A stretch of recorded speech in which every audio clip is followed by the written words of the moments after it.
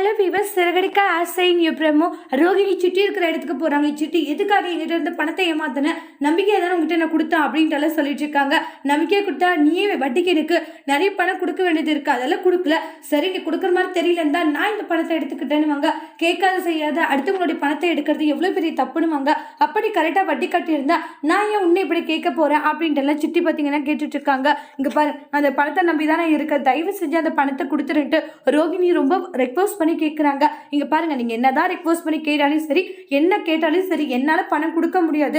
எதுக்காக இப்படி எல்லாம் பண்ணிக்கிட்டு இருக்கணுவாங்க. என்ன பழி வாங்குறியா? ஆமா, பழி வாங்குறேன்னு கூட வச்சுக்கோங்கன்னு. ஏன்னா நீங்க பண்றது உங்களுக்கே கொஞ்சமாச்சு நியாயமா இருக்கா? இல்லைன்னு. அப்படி இருக்கும்போது நான் எப்படி இதை கொடுத்துட முடியும்? அப்படியெல்லாம் என்னால் அவ்வளோ சீக்கிரத்தில் கொடுத்துடவே முடியாதுன்னு. இது என்னுடைய பணம், என்னைக்கா இருந்தாலும் இது எனக்கு சேர வேண்டிய பணம் தானே, அதனால இது என்கிட்டே இருக்கட்டும், நான் யாருக்கும் கொடுக்க விரும்பல அப்படின்ட்டு சொல்லிடுறாங்க. கேட்ட உடனே என்னடா இது, ஒன்று போனால் ஒன்று பிரச்சனை நம்மளுக்கு வந்துகிட்டே இருக்கியா அப்படின்னு சொல்லிட்டு பயங்கர ஃபீல் பண்ணிட்டு இருக்காங்க ரோகிணி. நான் இந்த பிரச்சனை இப்படியே விடக்கூடாது, இந்த பிரச்சனை ஏதாச்சும் பண்ணியே ஆகணும் அப்படின்ட்டு ரோகிணி பயங்கர ஃபீலிங்ல இருக்காங்க. ரோகிணி இந்த பிரச்சனைகளை எப்படிதான் சமாளிக்க போறாங்க? சிட்டி கிட்ட இருக்கிற அவங்களுடைய பணத்தை எப்படி ரோகிணி வாங்க போறாங்க? சிட்டி அந்த பணத்தை கொடுப்பாங்களா இல்லை ரோகிணியை ஏமாத்த போறாங்களான்ட்டு நெக்ஸ்ட் வீடியோல வெயிட் பண்ணி பார்க்கலாம். தேங்க்யூ.